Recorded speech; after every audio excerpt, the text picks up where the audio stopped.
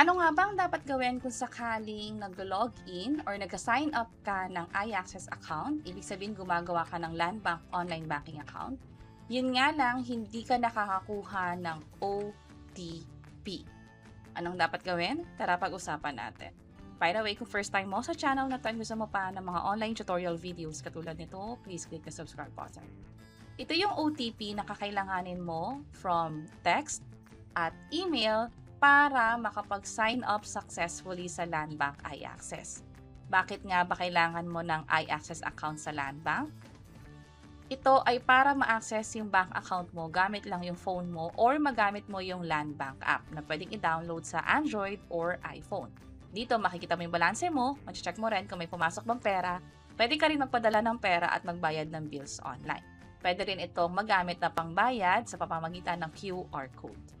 Ngayon, kung nag-sign up ka, halimbawa, pumunta ka na sa website LBPI Access, and then kinlik mo tong sign up now, I agree, binirapan mo lahat ng information, yun nga lang wala ka pa rin nakukuhang email or text from Landbank about sa OTP, o di naman kaya nakukuha mo siya pero late nga lang, pwede mong itry yung timing na tinatawag nila. Sinabi mismo ng Landbank officer na pwedeng gawin ito ng madaling araw.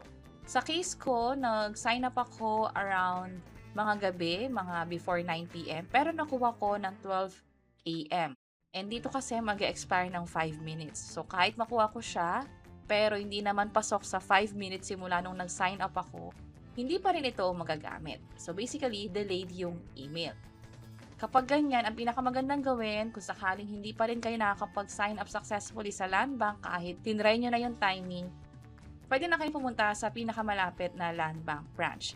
Normally, open yung branch ng hanggang 3 p.m. pero pwede naman kayo ma-process kahit lagpas yan. Ibig sabihin, yung cut-off ay hanggang 3 p.m.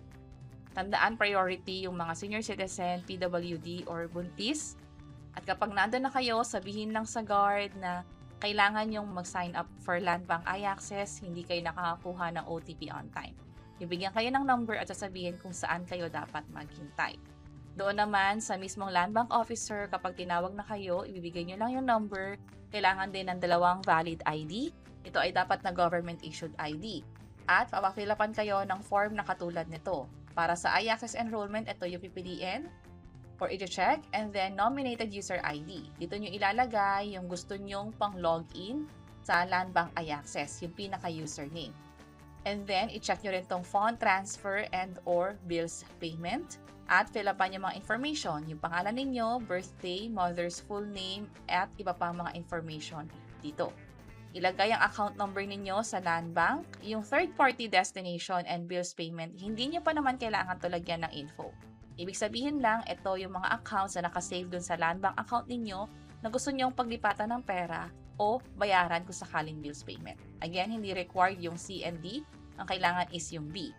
I-double check nyo sa Landbank officer kung ano ba yung mga kailangan yung fill upan dito, pero normally itong A, itong B, and then kailangan pirmahan sa bandang baba kasama na rin yung date.